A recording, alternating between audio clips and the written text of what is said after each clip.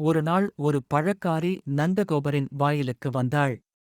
பழம் வேண்டியவர்கள் வந்து வாங்கிக் கொள்ளலாம் என்று அவள் கூவியதை கேட்ட குழந்தை கிருஷ்ணர் சிறிது தானியத்தை கையில் எடுத்துக்கொண்டு பழம் வாங்க சென்றார்.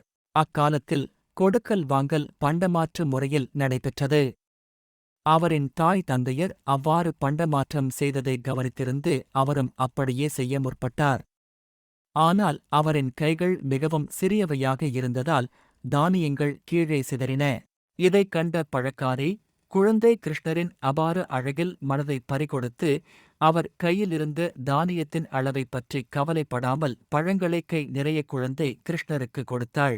அதே சமயத்தில் அப்பழக்காரியின் கூடை முழுவதும் பகவான் ஸ்ரீ கிருஷ்ணரின் அருளால் ஆபரணங்களாலும் பொன்னாலும் மணியாலும் நிறைந்துவிட்டது. உண்மையான அன்பும் பாசமும் நிறைந்த உள்ளத்தால் கொடுக்கப்பட்ட பழங்களுக்காக பகவான் அவளுக்கு செல்வம் கொடுத்து அனுக்கிரகித்தார்.